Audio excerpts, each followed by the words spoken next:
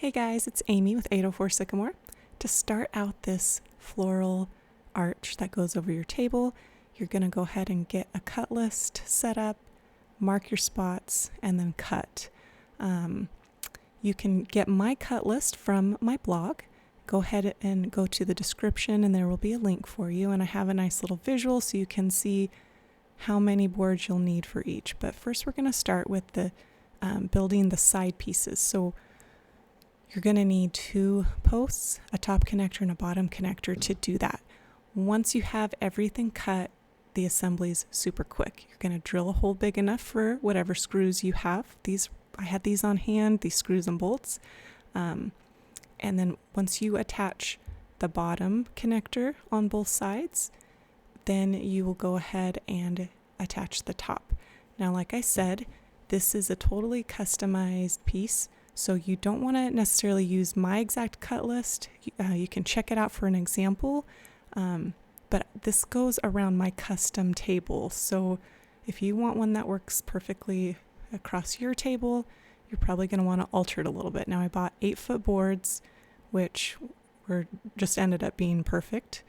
I used the scraps from after cutting 6-foot tall boards for the side posts.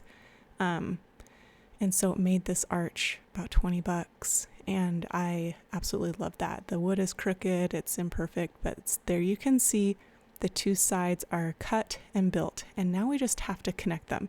So I found the middle of my bottom connector, and I just went ahead and pre-drilled a pilot hole, and then we're just going to connect the bottom connector.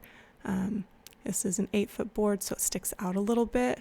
I could cut it to be perfect, but honestly, I didn't mind it being a little bit rustic and imperfect. It didn't have to look commercially made or whatever. So after I got pilot holes, I just drilled it straight into the bottom connector.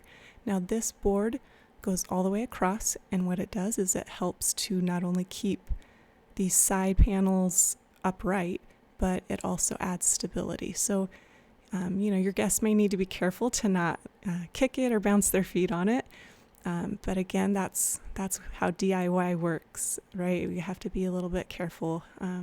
So anyways, after you pilot drill your holes, I just used, I think they're about 1-inch nails, maybe 1 1/4 inch that I had on hand.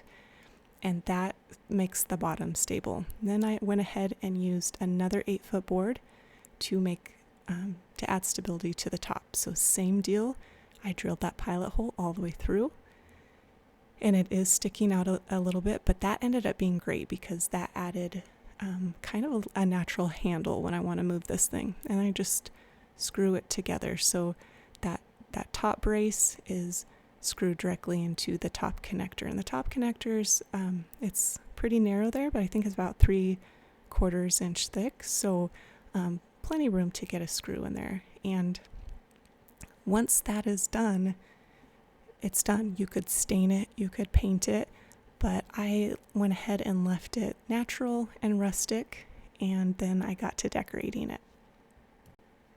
So I have a lot of branches around my place, and so it's not a hardship for me to cut one. I'm just kind of messing around with this branch, figuring out how I want it to lay, how I want it to look.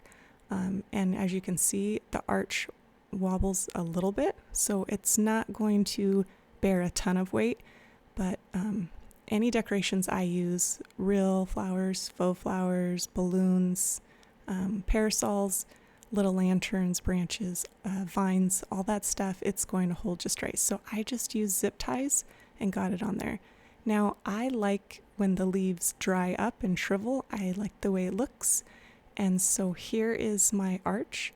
I hung a couple vintage bird cages on it and added some fake flowers and some vines to add bits of green, but there's that zip tie.